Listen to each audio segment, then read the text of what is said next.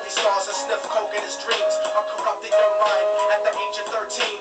Nigga never had a father and his mom was a fiend. She put the pipe down, but for every year she was sober. Her son's heart simultaneously grew colder. He started hanging out, selling bags in the projects, checking the young chicks, looking for hit and run prospects. He was fascinated by material objects, but he understood money never brought respect. He built a reputation because he could hustle and steal, but got locked once and didn't hesitate to squeal. So criminals he chilled with didn't think he was real. You see, me and niggas like this have never been equal. I don't project my insecurities on other people. He feeded for props like addicts with pipes and needles, and so he felt he had to prove to everyone he was evil. A feeble-minded young man with infinite potential, the product of a ghetto-bred capitalistic mental. Coincidentally, dropped out of school to sell weed, dancing with the devil, smoked till his eyes would bleed. But he was sick of selling trees and gave in to his greed.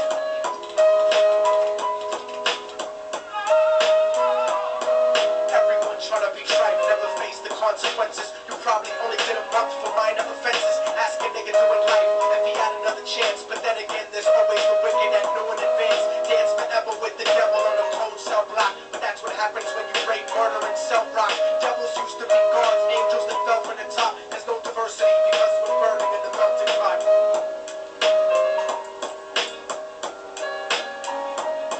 So Billy started robbing niggas, anything he could do to get his respect back in the eyes of his crew. Starting fights over little shit up on the block. Stepped up to selling brothers and brothers the crack rock. Working overtime, making money for the crack spot. Hit the jackpot and wanted to move up to cocaine. Fulfilling a Scarface fantasy stuck in his brain. Tired of the block niggas treating him the same. He wanted to be major like the cutthroats and the thugs. But when he tried to step to him, niggas showed him no love. They told him any motherfucking coward can sell drugs. Any bitch nigga with a gun can bust slugs. Any nigga with a red shirt can front like a blood. Even Puffy smoked the motherfucker up in the club. But only a real thug can stab someone till they die. Standing in front of them, staring straight into their eyes. Billy realized that these men were well guarded, and they wanted to test him before business started. Suggested raping a bitch to prove he was cold-hearted. So now he had a choice between going back to his life or making money with made men. Up in his sight, his dreams about cars and ice made him agree. A hardcore nigga is all he ever wanted to be. And so he met them Friday night at 2:45.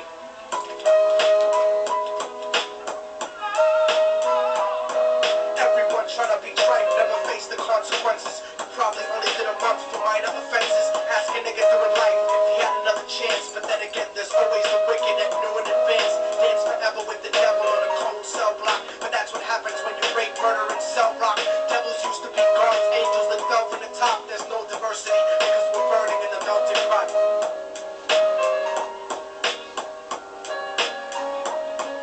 Around the project slow while it was raining, smoking blunts, drinking and joking for entertainment, until they saw a woman on the street walking alone, 3 in the morning, coming back from work on the way home. And so they quietly got out the car and followed her. Walking through the projects, the darkness swallowed her. They wrapped their shirt around their head and knocked her onto the floor. This is it, kid, now you got your chance to be raw. So Billy yoked her up and grabbed the chick by the hair and dragged her into a lobby that had nobody there. She struggled hard, but they forced her to go up the stairs. They got to the roof and then held her down on the ground, screaming, "Shut the fuck up and stop moving around." The shirt covered her face, but she screamed and clawed. So Billy stomped on the bitch till he broke in her jaw. Them dirty bastards knew exactly what they were doing. They kicked her until they cracked the ribs and she stopped moving.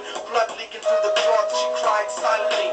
And then they all proceeded to rape her violently. Billy was made to go first, but each of them took a turn, ripping her up and choking her until her throat burned. A broken jaw mumbled for God, but they weren't concerned. When they were done and she was lying bloody, broken and bruised, one of them niggas pulled out a brand new 22. They told him that she was a witness for what she'd gone through, and if he killed her, he was guaranteed a spot in a crew. He thought about it for a minute, she was practically dead, and so he leaned over and put the gun right to her head. I'm falling and I can't turn back. I'm falling and I can't turn back. Right before he pulled the trigger and ended her life, he thought about the cocaine with the platinum and ice, and he felt strong standing alone with his two brothers. Cocked the gat to her head and pulled back the shirt cover, but what he saw made him start to cringe and stutter, cause he was staring into the eyes of his own mother. She looked back at him and cried cause he had forsaken her. She cried more painfully, and when they were raping her, his whole world stopped. He couldn't even contemplate. His corruption had successfully changed his fate, and he remembered how his mom used to come home late